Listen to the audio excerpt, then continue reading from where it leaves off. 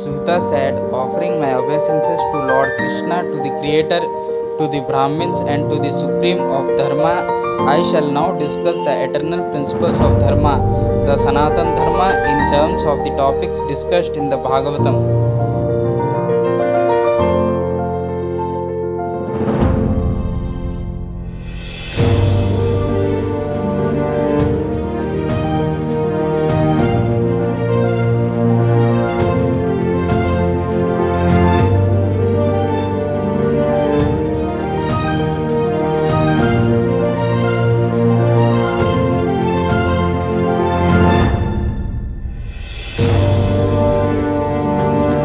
O sages, upon your request I related to you these wondrous pastimes of Lord Vishnu that are especially suitable for people of respect for the person.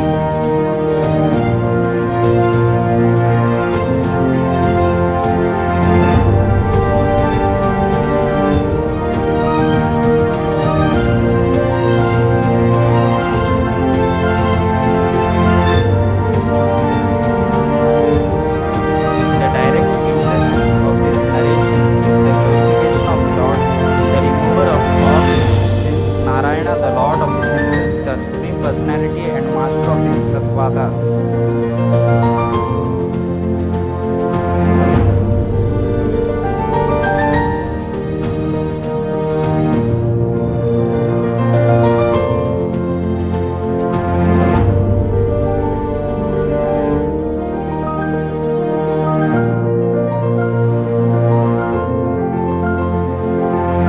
Herein the creation and annihilation of this universe is discussed, as also the confidential knowledge of the one self-existent Supreme Spirit, including the purity of perspiration and the means of cultivating that self-realization.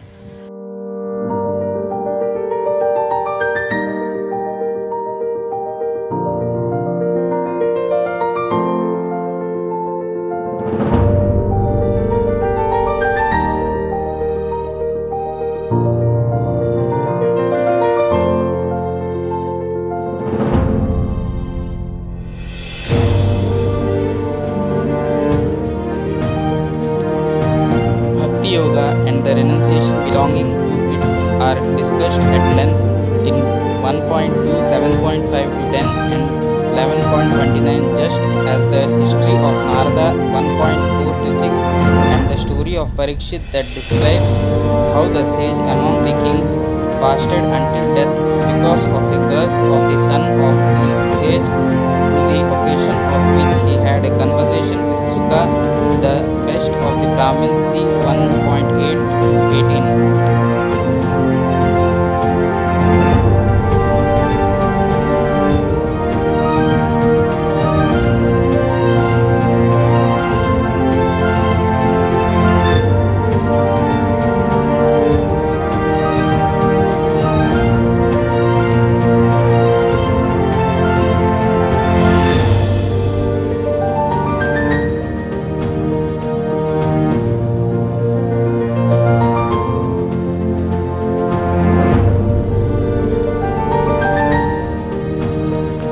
What follows is a discussion of how one may attain liberation by concentrating in yoga in case one has to die.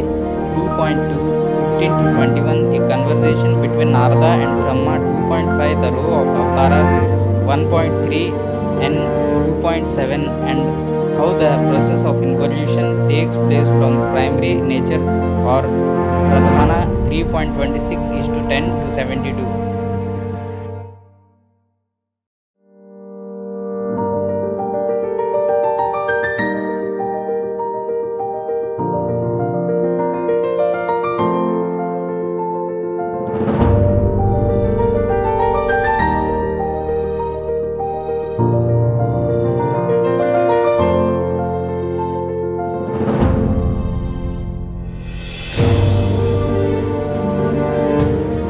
Next, there is the discussion Vidura had with Uddhava.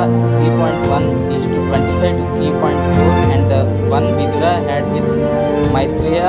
3.5 to 4.31, preceded by what a Purana entails in general. See 2.10 is to 1 and 2.7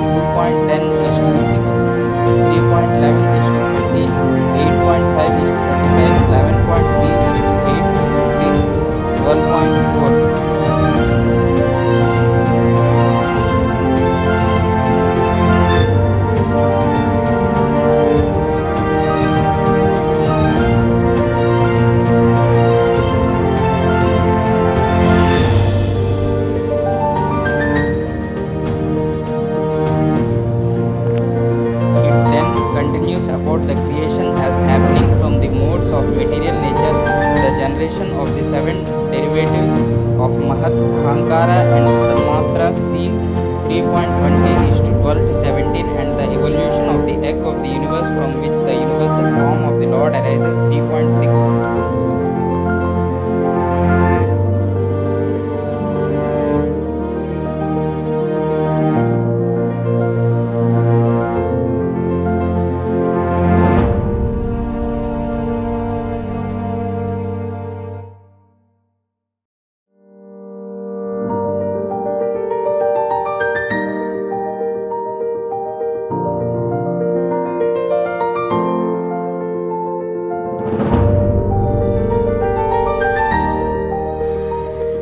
The gross and subtle movements of time 3.11 are also discussed, including the generation of the lotus 3.8 and killing of Hiranyaksha for the sake of delivering the earth from the ocean 3.17 to 19.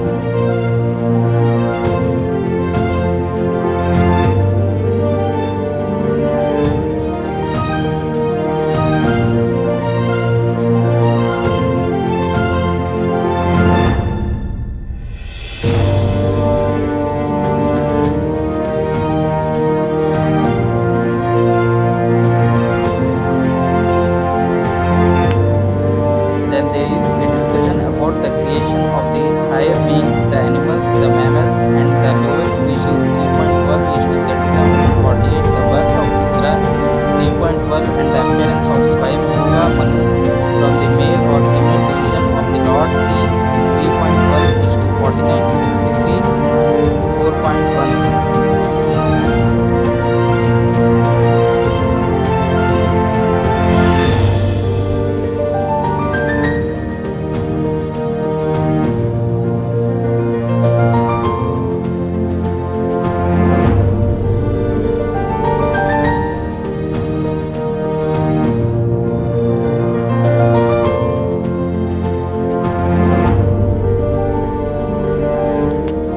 Discussed are the progeny of the first woman Satarupa, the excellent consort of Manu, the offspring of the 9 daughters of the pious wife Devahuti, of the founding father Kardama C 3.24 is to 20 to 25, and 4.1 the descent of the Supreme Soul, the Supreme Personality of Lord Kapila, and the conversation the scholarly Kapila had with Devahuti, his mother 3.25 is to 33.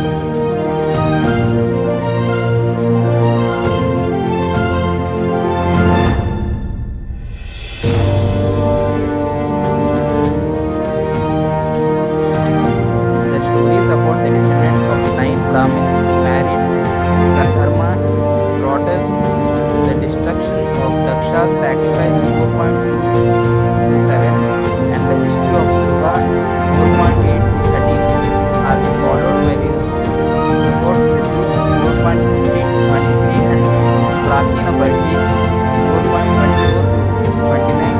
His conversation with Narada 4.29 and the stories about Priyavrata 5.1, Nabhi 5.3 and the lives of Rishabha 5.3 to 6 and Bharata Maharaj 4 Brahmins 5.7 to 13.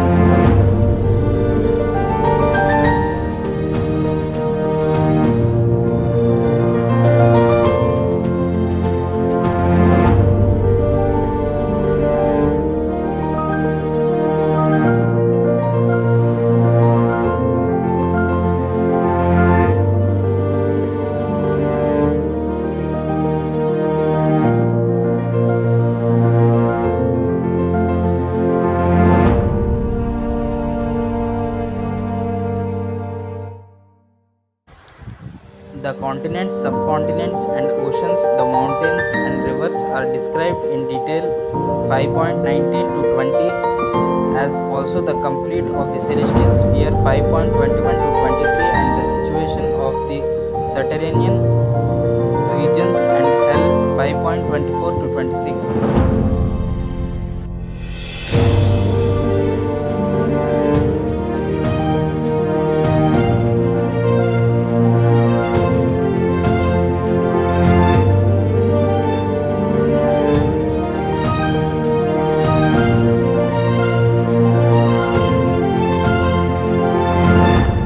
Next, there are the descriptions of Daksha's rebirth as the son of the Prachetas 6.4 and the progeny of his daughters constituting the demigods, demons and human beings, the animals, the mammals, serpents, birds and the other species 6.6.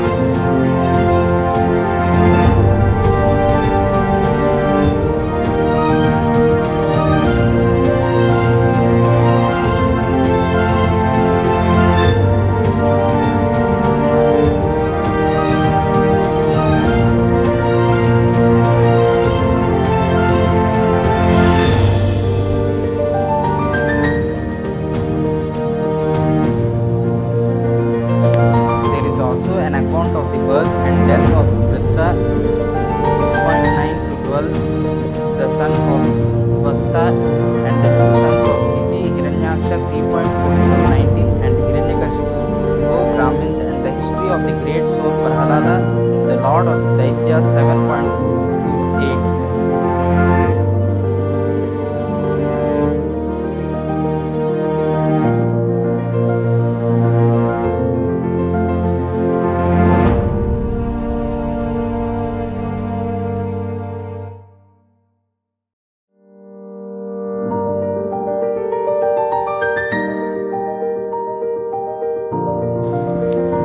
The reigns of the Manus 8.1 are described in detail, as also the liberation of the king of the elephants Gajendra 8.2 to 4 and the avatars of Lord Vishnu for each period of Manu 8.5 and 13, like Haya Sirsha 8.24 is to 8 and 57 5.18 1, Simha 7.9 to 10, Vamana 8.18 to 22, Matsya 8.24 and the descent of Brahma for the purpose of supporting the journey of the inhabitants of heaven of the nectar from the big ocean 8.7 to 8.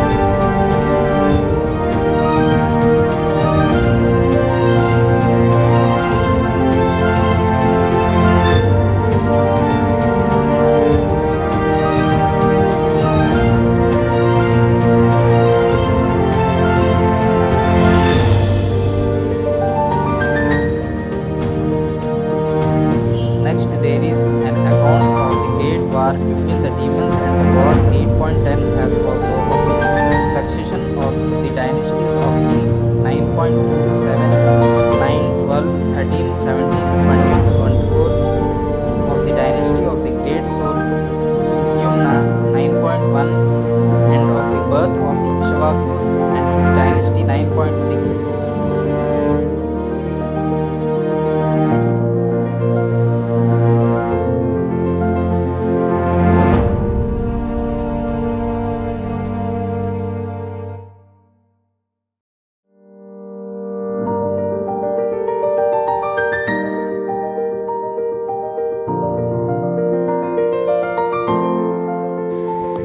In this book, the stories about Ila 9.1 is to 16 to 27 and Tara 9.14 is to 4 to 13 are discussed, including a description of the descendants of the Surya Vamsha like Sasada Pushji 9.6 to 6 to 11 and Riga 9.1 is to 11 to 12, 9.2 is to 17 and 10 is to 64.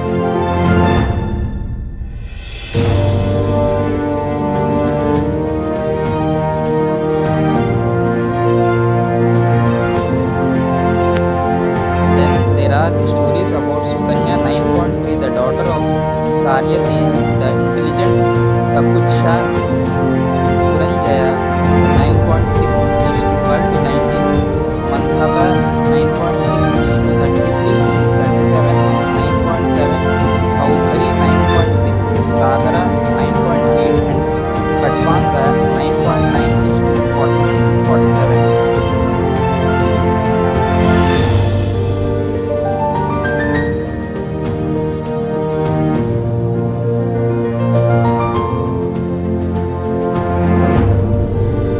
The actions of Lord Ramachandra, the king of Koshala, are represented that to dispel all sin 9.10 and 11 of Nimi, who gave up his material body 9.13, and also the appearance of the descendants of King Janaka or Siradhwaja are discussed 9.13 is to 18 to 27.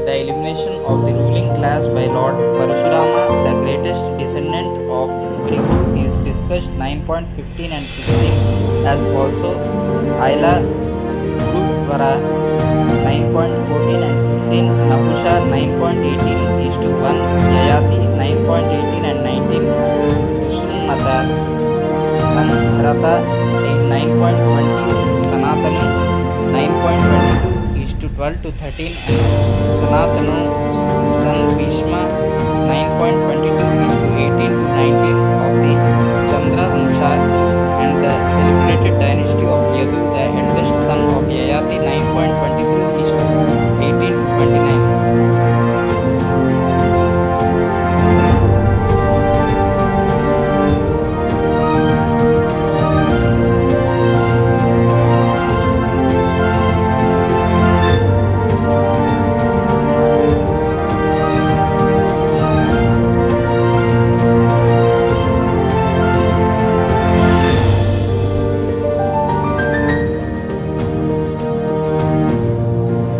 It is the dynasty in which the Supreme Lord, known as Krishna, the Master of the Universe, descended in the house of Vasudeva. Subsequently, his birth 10.3 and how he grew up in Gokula are described 10.4 to 10.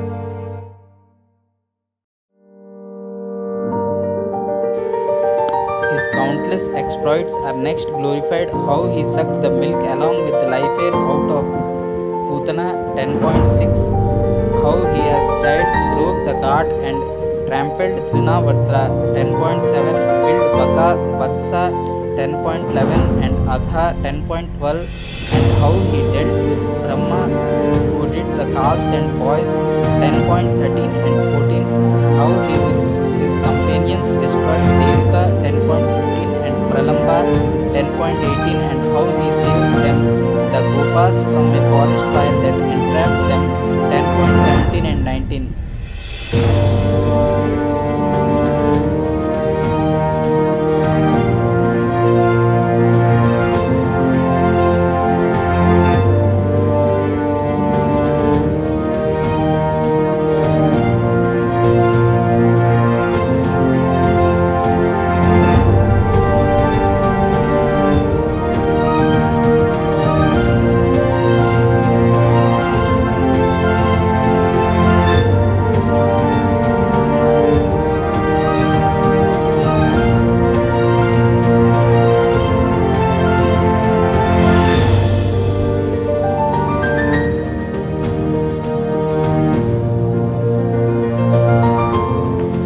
There is the story about the taming of the snake Kaliyuga 10.16 to 17, the contentment of the infallible Lord about the woes observed by the young gopis 10.21 and 22, The mercy for the sorry wives of the Brahmins performing a sacrifice 10.23, the lifting of Govardhana hill 10.25, and the worship and ritual bathing next performed by Indra and Saurabhi 10.27, Krishna's sporting with the gopis during the nights 10.29 to 33, the rescue of Nanda Maharaj from a great serpent 10.34, and the killing of the foolish Sankachuda 10.34, Arishta 10.36, and Keshi 10.37.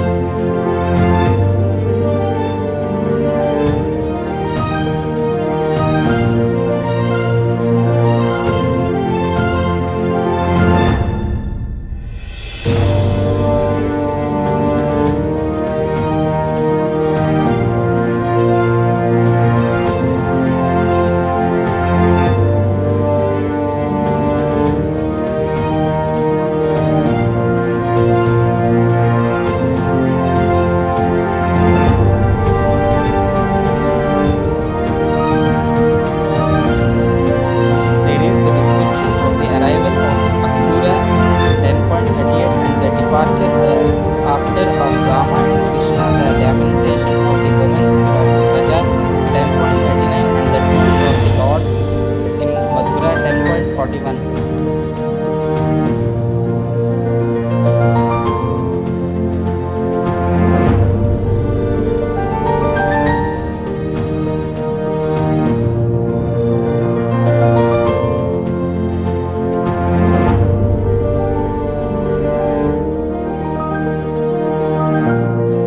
The killing of the elephant Kuvala Yapida 10.43, of the wrestlers Mushtika and Chanura, and of Kamsha and others 10.44 is discussed, as also the retrieval of the deceased son of Sandipani, the Guru 10.45.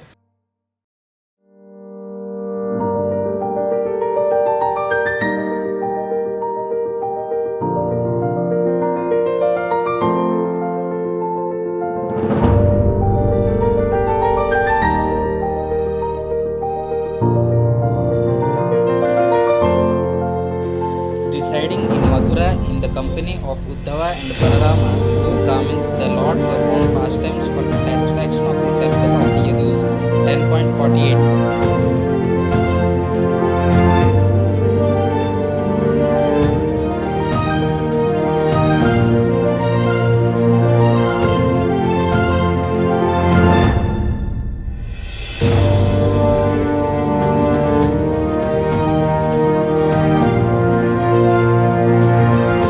Next, there are the stories about the repeated annihilation of the troops assembled by Jarasandha 10.50, about the founding of Dwarka, and about the killing of the king of the barbarians Kalayavana 10.51.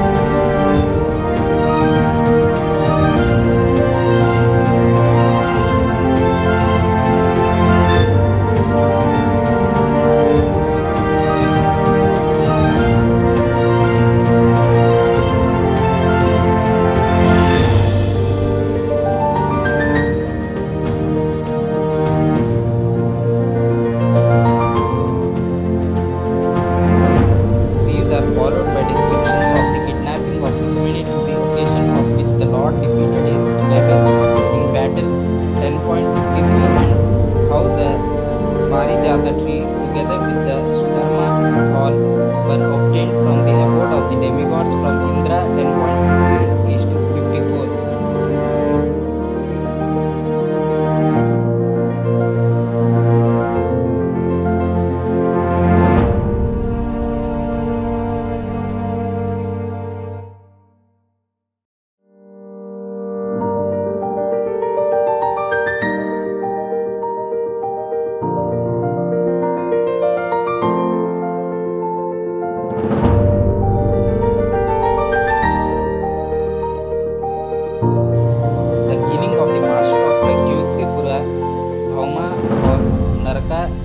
taking away of the young maidens is discussed in 10.59, with the next following the forced yawning of Shiva in the battle with Bana and the severing of Bana's arms 10.63.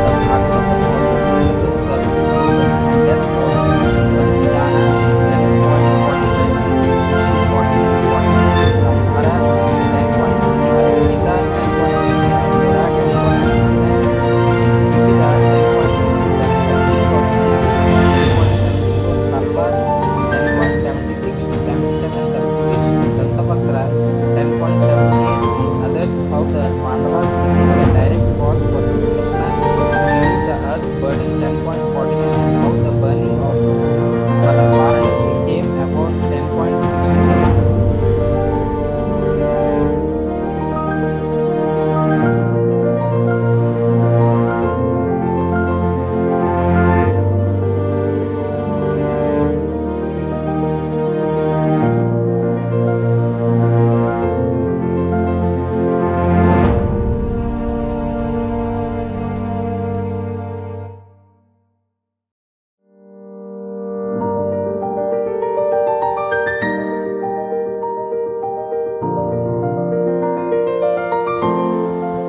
There is the story of the withdrawal of his family 11.30 on the pretext of a curse from the Brahmins 11.1, and an account of the wonderful discussion between Vasudeva and Uddhava in which the science of the true self came to its full expression in ascertaining the dharma of how to live with Krishna not physically being present anymore.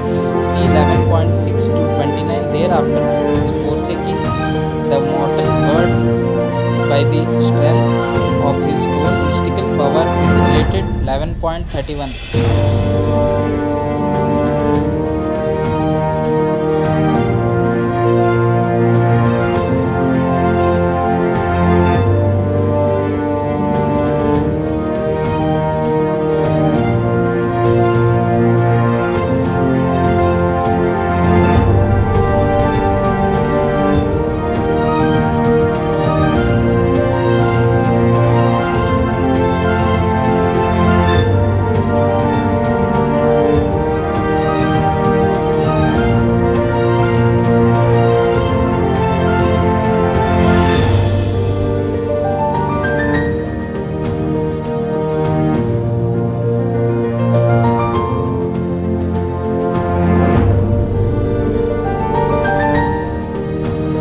Also discussed are the characteristics of the different yugas and their corresponding behaviors 11.17 and 12.3, the disturbance of man in Kaliyuga 12.1 to 3, the four types of annihilation and the three guna kinds of creation 12.4.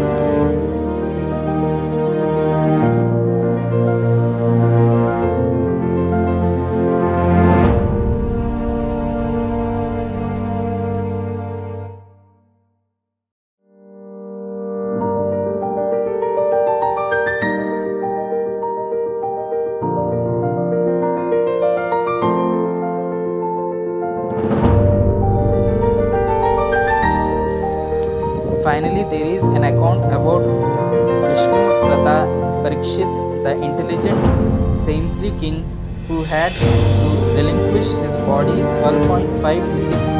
The story of how the seer Vyasa and others conveyed the branches of the Veda 12.6 to 7. The pious narration about Markandeya 12.8 to 10. The composition of the universal form of the Mahamurusha and the arrangement of time in relation to the sun to the self of the universe 12.11.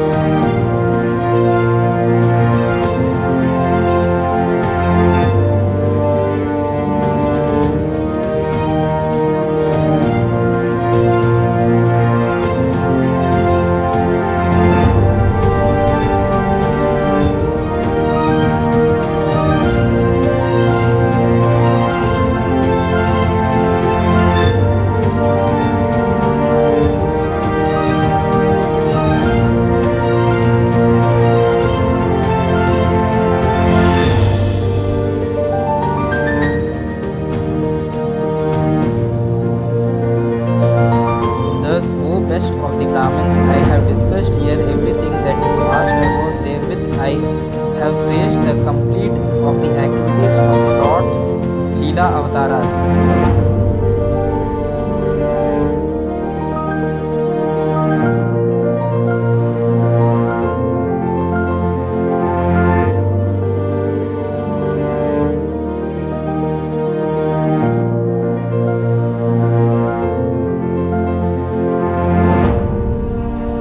When one falls, trips, hurts oneself, or sneezes, and then spontaneously loudly cries, Haraye Namaha, obeisance to Hari, one is freed from all reactions to one's sin.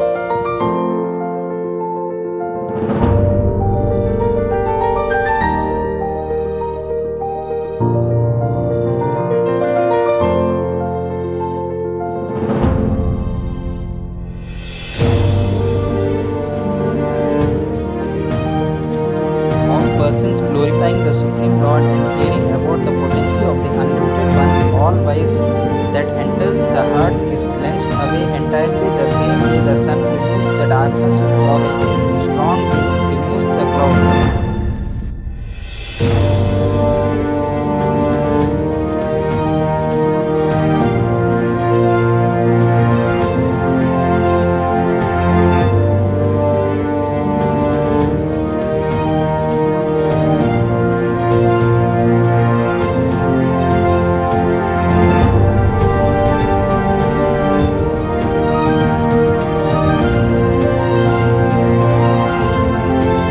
False, meaningless, empty words are all those discussions wherein the Supreme Lord and the beyond is not mentioned, only those stories are true, auspicious, meritorious, that have the qualities of the fortunate one as their conclusion.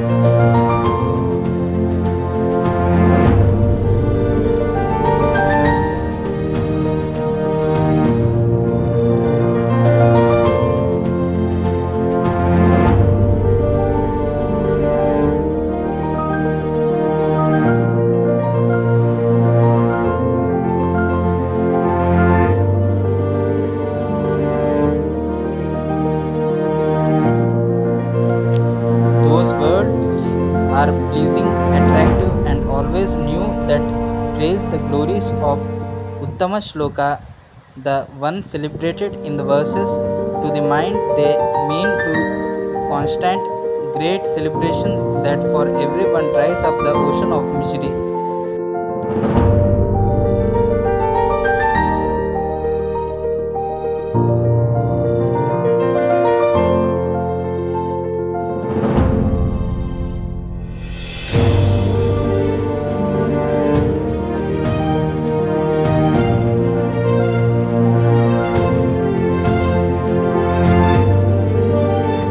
A use of colorful words never describing the glories of the Lord that sanctify the entire universe compares to a place of pilgrimage for crows and is never severed by the swan-like pure saintly devotees who think of Achyuta only alive 1.5 is to 10.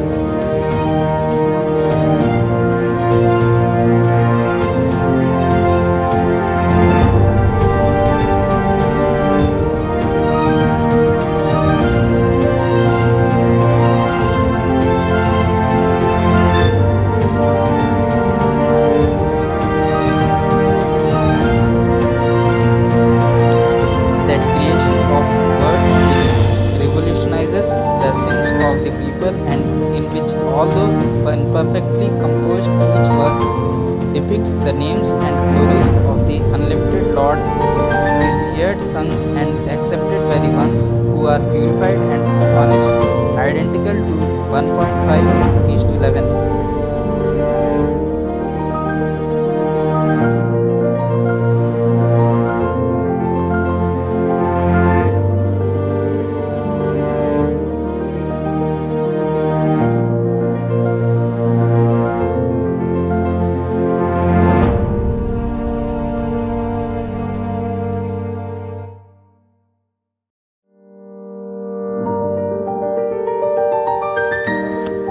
Even endeavoring free from material motives, spiritual knowledge devoid of the love of the infallible one actually does not look very good. What is the use of fruitive labor, always giving pain, even when done perfectly when it is not offered to the Lord alive.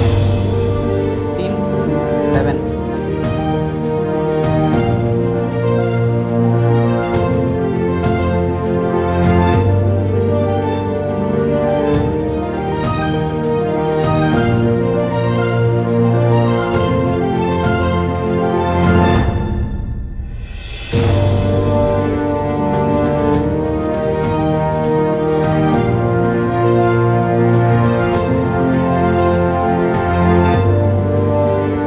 The great effort of faithful to the scriptures and with penance fulfilling one's duties within the Varnashrama system leads to nothing but a good name and wealth.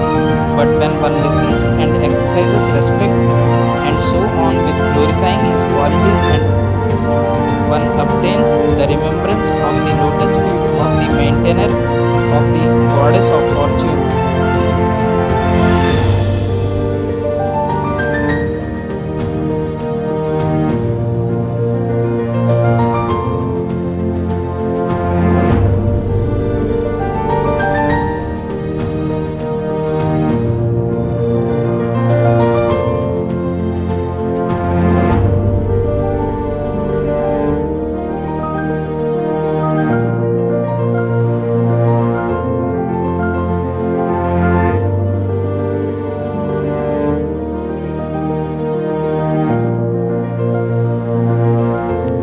The remembrance of Lord Krishna's lotus feet destroys everything inauspicious and leads to good fortune.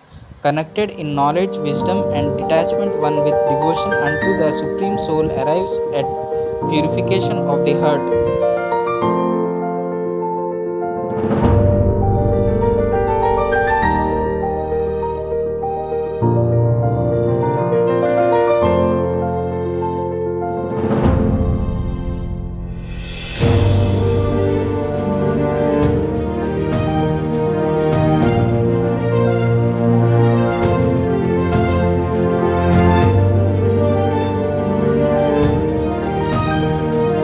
You, O most eminent Brahmins, are all extremely fortunate with in your heart a fixed position for Narayana, the original soul and Godhead of all, with that love for the heavenly Lord beyond whom no other is found, ye perpetually of worship.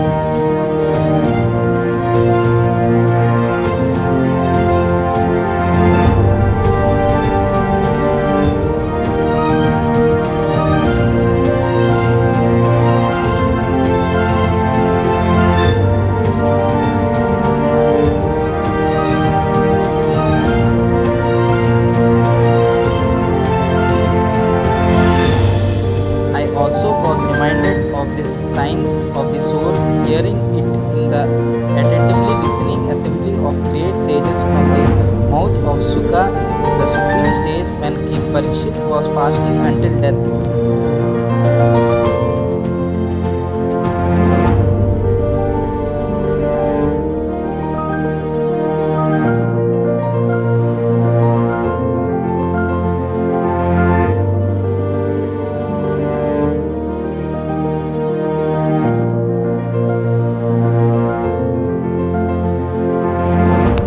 O Brahmins, this what I told you about the glories of Vasudeva, whose great actions are so worthy to be described, completely puts an end to all inauspiciousness.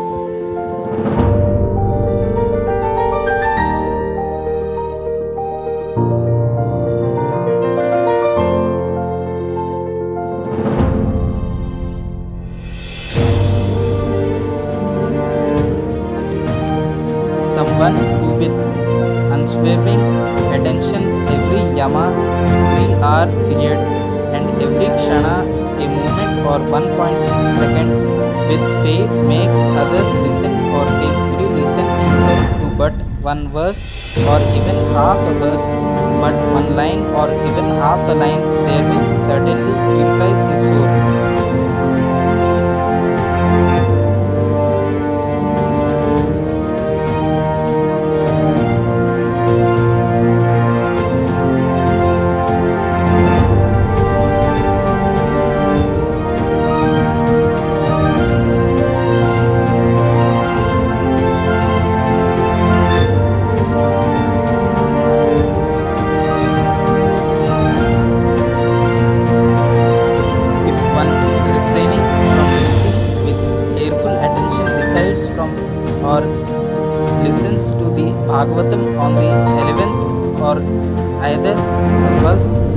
Ekadashi or Dwadashi of a 15-day lunar fortnight, see 3.11 is to 10, one will be blessed with a long life and be freed from all that causes a fall.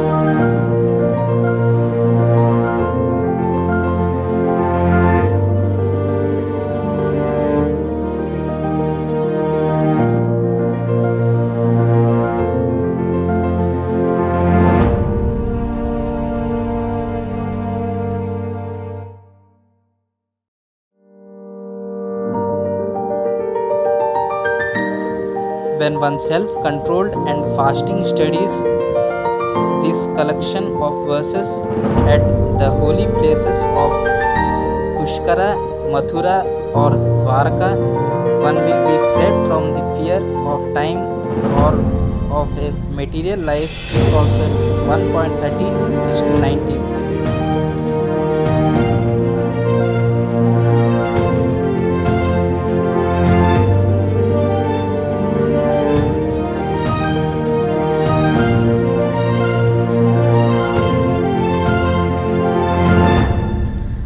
The demigods and the sages, the perfect souls, and the forefathers, the progenitors, and the kings will bestow all that one desires when one glorifies these verses by proclaiming them or listening to them.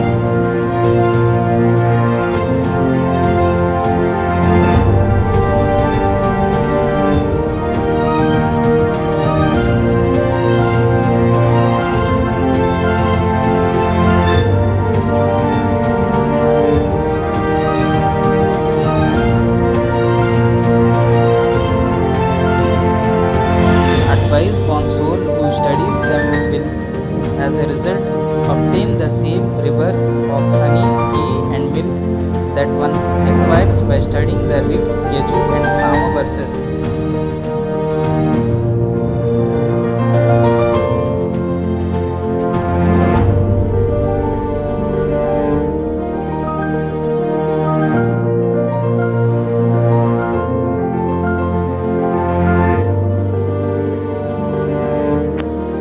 Diligently studying this essential compilation of classical stories, someone twice born will attain that supreme position the Supreme Personality of Godhead spoke about.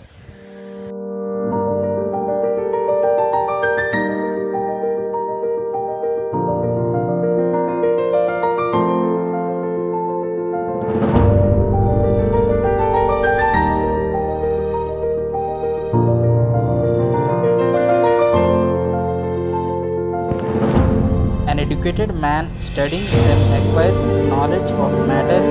A king acquires the domain encircled by the oceans. A businessman acquires the control over treasures. And a worker will rid himself of all that leads to a fall down.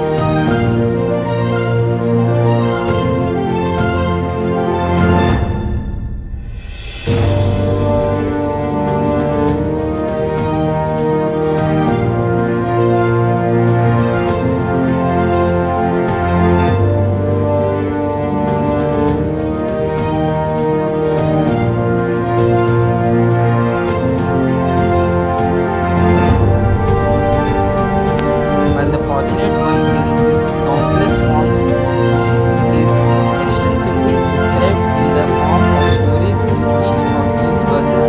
By contrast, Hari, the Lord of all beings, inherits all the impurities of Kaliyuga, is elsewhere in other scriptures not constantly glorified.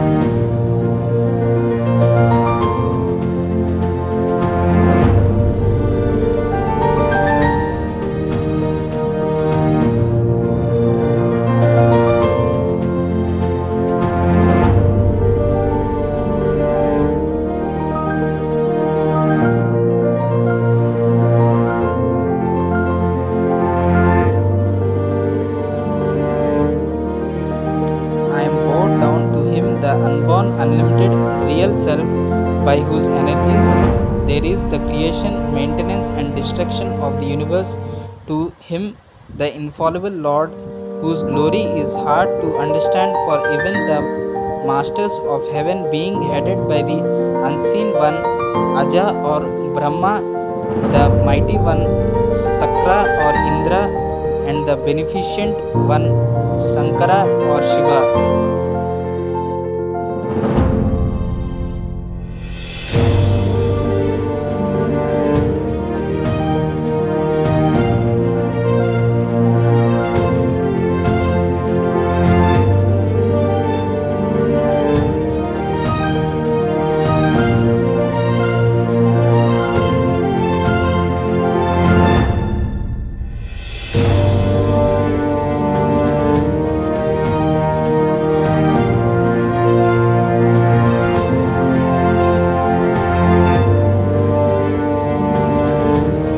My obeisances to the eternal Lord, the best of all the gods, to the fortunate one whose manifestation is pure consciousness and who, by the collection of his nine powers, Shaktis or potencies settled for his own self as the refuse of the moving and non-moving living beings.